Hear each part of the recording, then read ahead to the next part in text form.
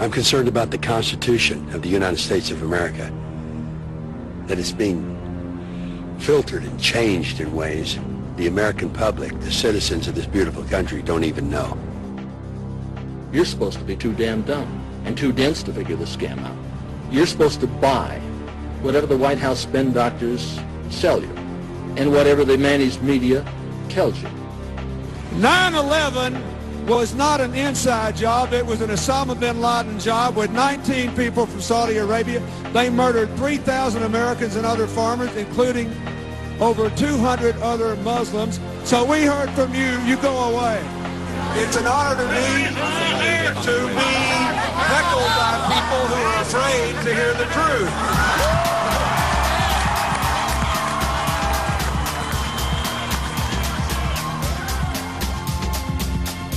Their great height was made possible by the use of load-bearing walls. Extremely tall buildings were traditionally inefficient, since huge amounts of interior space were taken up by structural supports and elevators. The Trade Center towers would overcome this problem. The exterior walls were designed to bear much of the weight of the towers, as well as all of the wind loads. The only internal supports would be in a central core of columns. Elevators would be placed in the shafts formed by the core columns. To further conserve space, the towers would be organized into 3 zones served by express elevators. Local elevators would run within each zone. Senator Tom Daschle said last week that he called him several times and urged him not to investigate the events of September 11th. Tom's wrong. He has, I think, in this case, let's say a misinterpretation. He said on one occasion that the president asked him to do that at a breakfast meeting. Are you now saying that they weren't asking to block the investigation? Lori was an independent. Mindy was definitely a Democrat. Actually, Kristen and myself voted for President Bush in the first election. And yet, even though he should have been our biggest advocate, he turned into one of our biggest adversaries. 3 communist PT boats attacked an American destroyer off the coast of Vietnam yesterday, and today President Johnson's response was hard and tough. To any armed attack upon our forces, we shall reply. To any in Southeast Asia who ask our help in defending their freedom, we shall give it.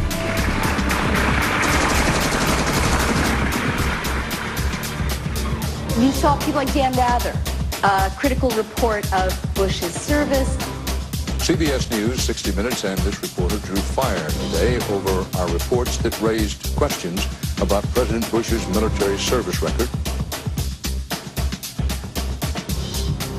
Former President Bush spent the night in D.C.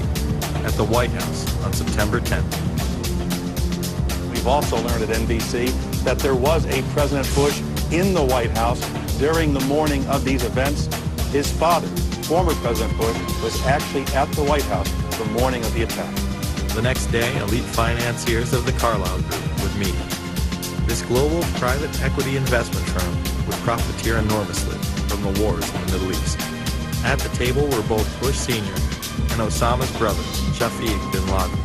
The Bush and bin Laden families had been members since the 90s and would reap the benefits of terrorism coming to America. It's a $37 million facility. It was built in Indiana. It was modeled off of a modern facility in Michigan.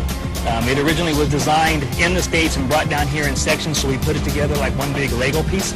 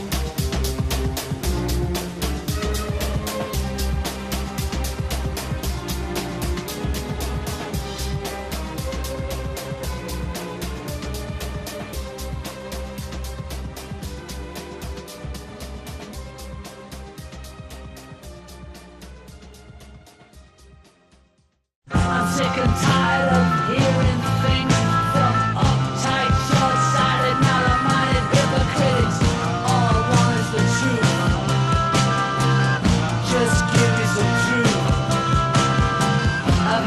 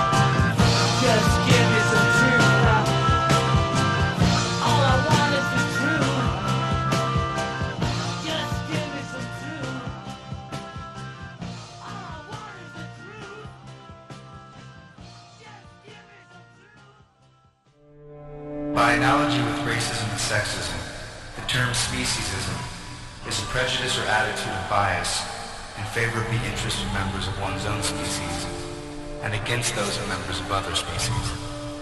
If a being suffers, there can be no moral justification for refusing to take that suffering into consideration.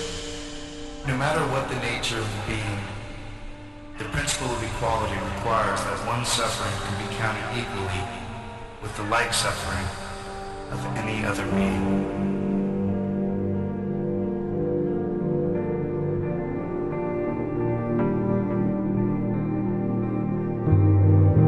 There are many great teachers out there.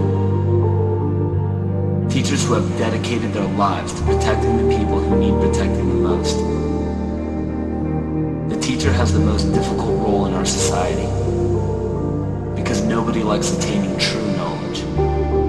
True knowledge encompasses all aspects of existence, good and bad. Hearing true knowledge upsets people because it implies that we were wrong at one point in our lives. And another character flaw is our desire to apply absolute truths to unstable foundations in our life. When we do so, we build a structure that we hope will define us best when we're reaching the end of our life on Earth.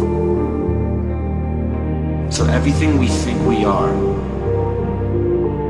everything we tell others we are, everything we base our life-changing decisions off of, is all depending on a foundation that could crumble at any moment. And because we've been told our entire lives that there are certain guidelines and mores we must follow to be a decent human being, we deny everything that may pose a threat to our unstable foundation.